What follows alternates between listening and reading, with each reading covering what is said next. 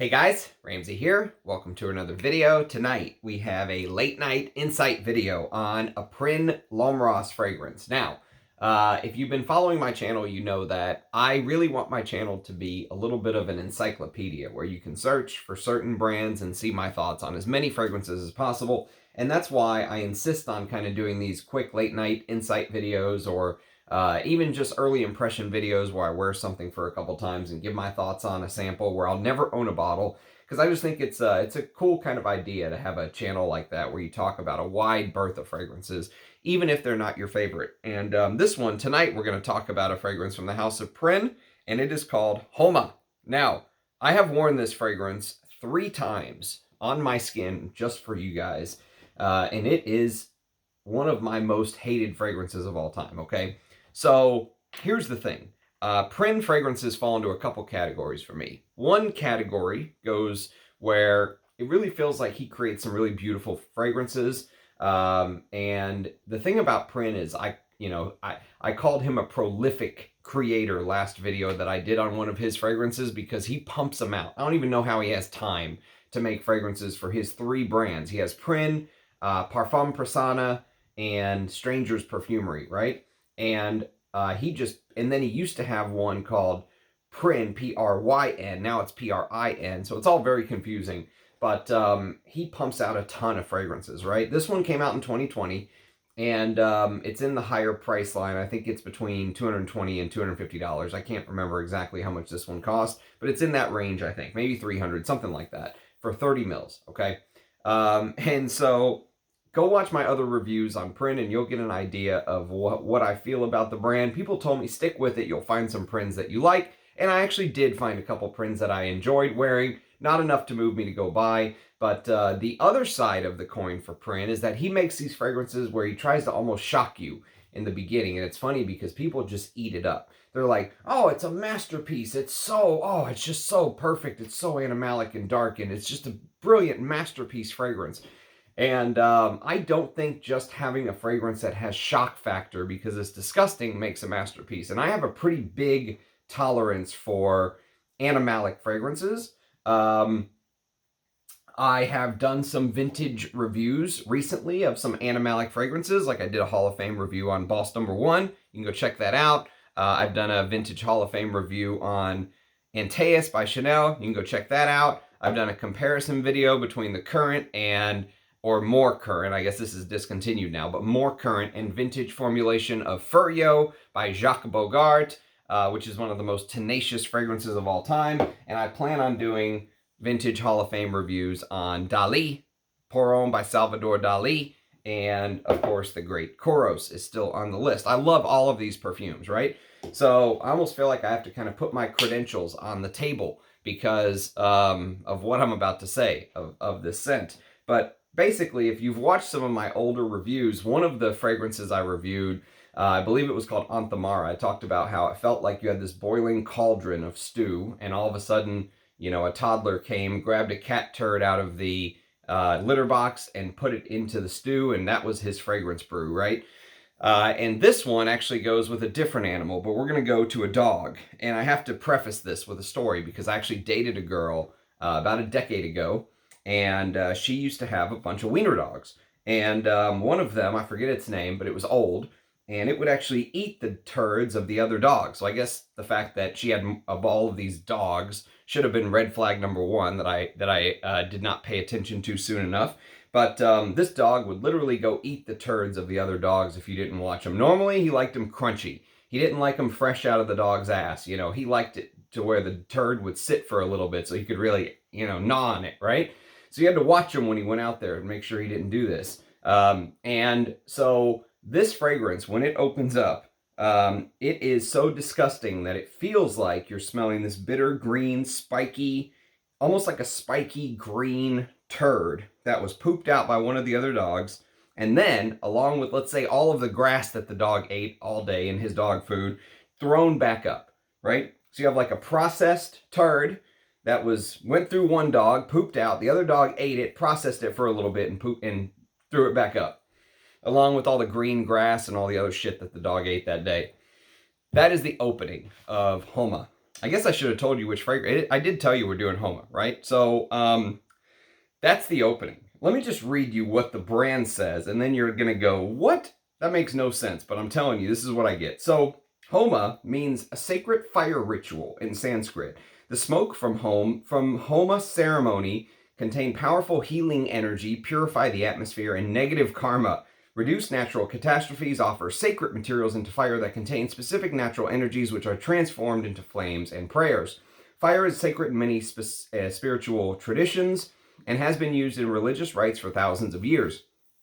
Along with water, earth, air, and space, fire is one of the 5 essential elements all living beings consist of. In the Vedic scriptures, Agni of fire, or fire, is the messenger between the people and their gods, and the personification of the sacrificial fire. It consists of the kindling of consecration of a sacrificial fire, the invocation of one or more divinities, and the placing of offerings such as ghee, samar ghee, fragrant medicinal herbs, or grains into the flames.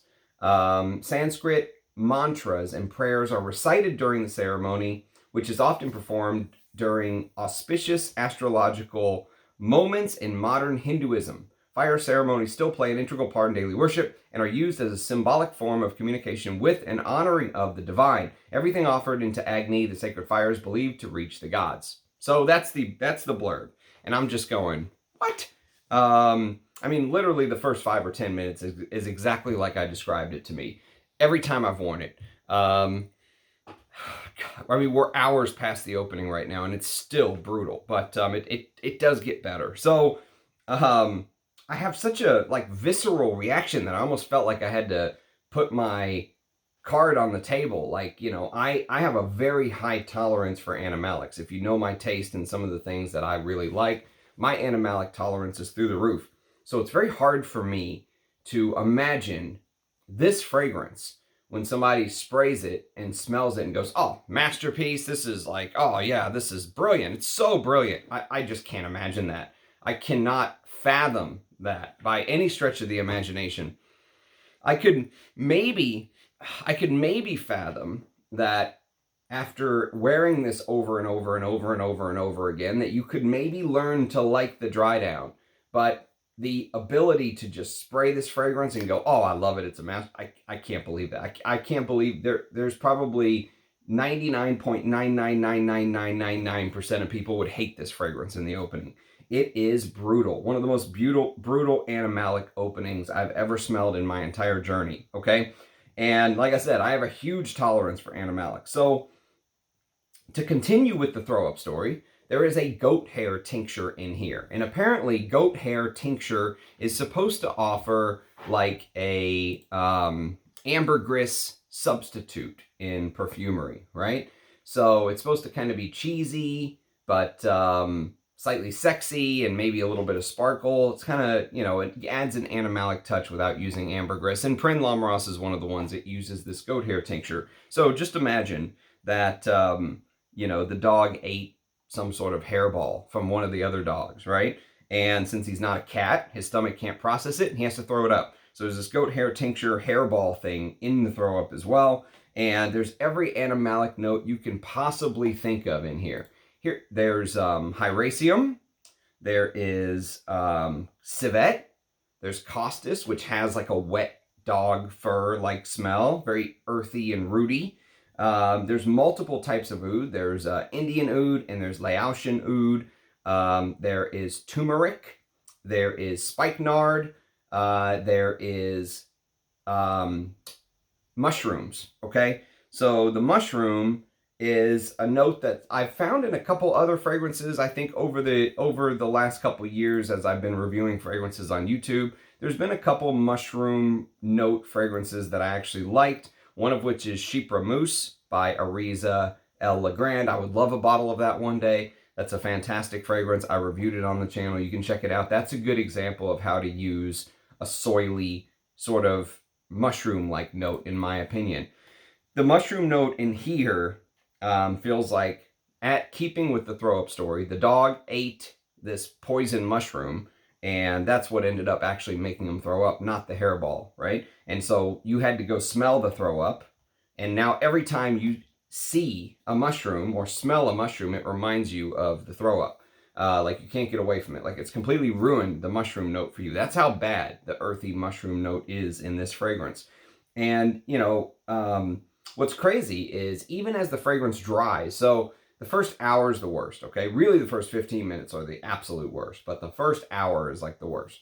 And because it does get slowly, gradually better as time goes on, okay? And so what ends up happening is I can't put how this Sanskrit name for fire equates to this fragrance. I just, unless you're like, you know, even as the hours go by, which a slightly smoky, incensey quality comes forward with the fragrance. But what's strange is, you know, you think about throwing things on the fire, and unless you're like a vegetarian or you're burning the local vegetation, I don't know what you would call it, but unless you're just going out to the forest and grabbing stuff, twigs and mushrooms and leaves and branches and earth, you know, just literally burning the earth, flowers that you find. I mean, other than doing something like that, roots, you know, I could maybe imagine burning some forbidden root that causes paralysis and is like, you know, forbidden from because the local tribe knows that that is a toxic root. And I could see some idiot throwing that on the fire and knocking everyone out from the smoke. But it literally has that feel to it. I mean, it feels like you're grabbing leaves that are green from the trees and leaves that are burned from, or, you know, dead and dry on the ground. And, you know, all of these different green and vegetal elements and threw it on the fire. That's the closest thing to a Sanskrit name meaning sacred ritual, smoke ritual I could think about, in my opinion.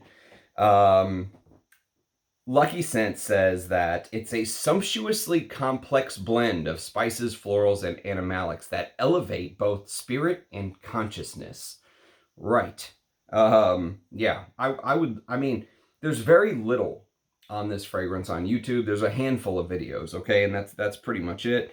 But, you know, since I do want to remain honest and I want to remain Switzerland, I want to remain neutral, I have to put my hatred of this fragrance aside. I must admit that once you get into the 3-hour range, which is about what this dry down is right now, so once you get to about the 3-hour range, it does get better, okay, as the hours go by. So the horror of the opening starts to fade, and, you know, I guess you could begin to appreciate it more, but you get more of that like local undergrowth like smell. So just imagine like you went to an area of the forest that, you know, the bushes and the shrubs and the trees kind of covered a lot of it, right? So if the leaves did fall, they would fall underneath like a shrubbery or whatever it is.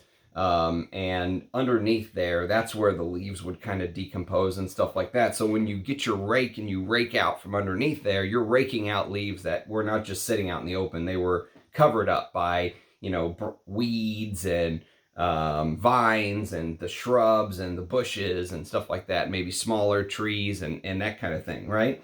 And so when you rake it out, you rake out the mushrooms, the leaves, all of the dead stuff that happens in the forest, and you rake it out from this enclosed area, and that's what you're throwing into the fire. The grass, the flowers, all of that stuff, right?